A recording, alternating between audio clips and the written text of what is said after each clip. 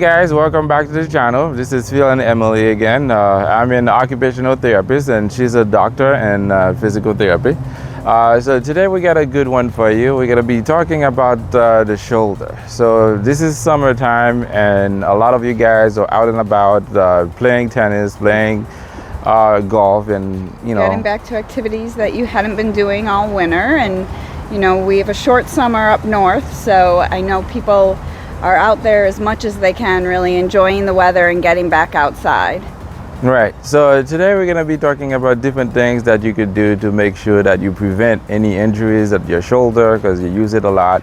And we're going to be talking about things that you also can do if you have some shoulder pain, that you could decrease the pain and you could make it feel better and make sure that those injuries doesn't happen again. So the shoulder is a ball and socket joint. So you got a socket and you got a ball. So it's going like this, and there's a lot of mobility. So you have the rotator cuff muscles keeping that structure together. And when you haven't done a warm up or you haven't done exercises for a while, and then you try to start over again, and you use those muscles and they're not strong enough to stabilize the shoulder, and sometimes you could have an injury, you could have a torn rotator cuff, or you could have an impingement. But it's also not just the strength, it's also the timing of the muscle. So I know a lot of you may have heard when Phil said strength, yes, you may feel that you're strong, but it's also the timing of the muscle, because like Phil said, it's a very dynamic joint. There's a lot of movement. Right. So if the muscles don't fire at the correct time, then you can cause problems with impingement. If this is your shoulder joint and this is your humerus, your upper arm bone, that's the ball and socket. Now, right here in the front is actually a space, a very small space anatomically. So everyone's space is small, but the tendons go right through there for part of the rotator cuff muscles. The four main rotator cuff muscles are the subscapularis, the supraspinatus, the infraspinatus, and the teres minor. Now the subscapularis is the most common one that people hear about, or if you Google and you're trying to look up where your shoulder pain's coming from, is because that tendon lies in that small space and it goes through. Now if you think about everything that we're doing, even on a day-to-day basis, our front muscles get very tight. So you're over your iPad, you're over your phone, even driving, all these front muscles get very tight. When you play golf, you're down, your pectoral muscles get tight. And what happens is that if you think about that ball and socket joint, so now if those muscles are tight, it now pulls this forward. Now see that space? It decreases. So that anatomically small space, naturally on everyone, then decreases as the muscles get tighter. So every time you go to raise your arm now, you get that pinching. So over time, it causes pain and impingement. So there's a bunch of different exercises and different things that we can do in order to help decrease that. Right. So the first thing that you can do is to make sure that you have proper posture and you do some postural exercises.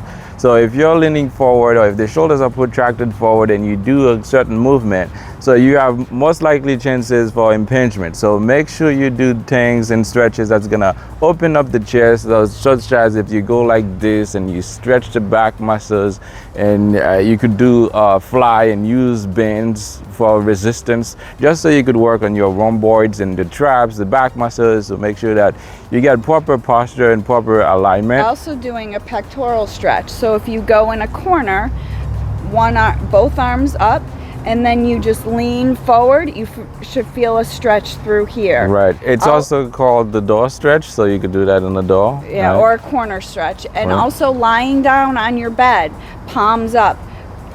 I call them snow angels because I'm from Buffalo, but also down south, sand angels. So you bring your arms up, keeping your arms back along the bed, just till you feel a very good stretch. Take nice deep breath, and you want to hold it for 20 to 30 seconds. Right. So no snow in Florida, guys, so we just do sand angels at the beach, you know.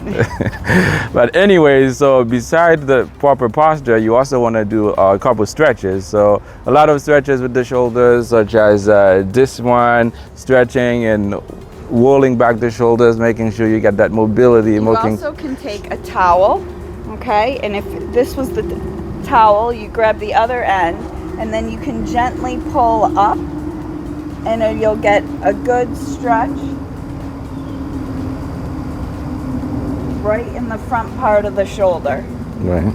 As well, you want to do some strengthening exercises. So like Phil had said, you can do exercises that squeeze your shoulder blades back and together. I often tell my patients to even do this if you're at a stoplight, or you know, you're sitting watching TV, working on pulling your shoulder blades down and back, just getting those muscles to fire properly.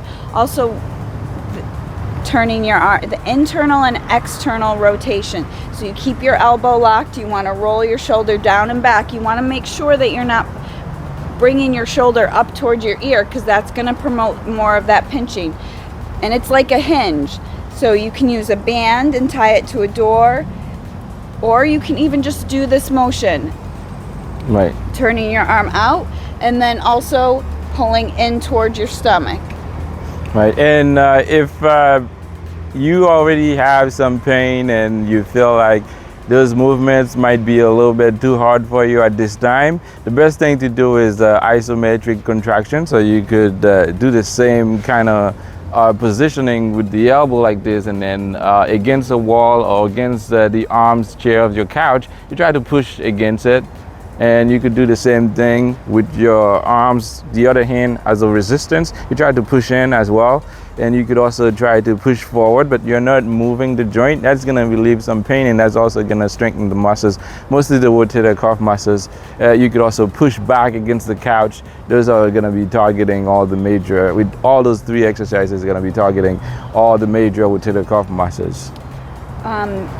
So if you are already having pain, ice, if it's the first week or first few days, is really one of the best things.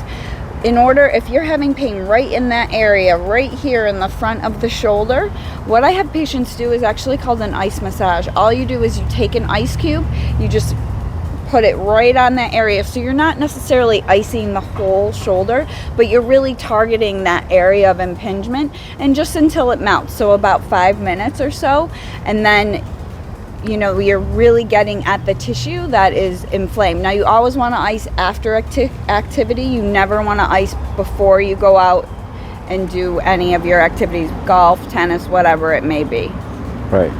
All right, guys. So if you have any questions, you could write us a little bit in the comments down there. And as always, try to stay active, stay healthy, and subscribe so you could get the next video. And also, if you have some suggestion for what you would like to see in the next video, just also leave us a comment, and like this video, give us a thumbs up. We would appreciate that. And have a great day, guys, and we'll see you next time. All right, guys, we're gonna play some tennis. All right.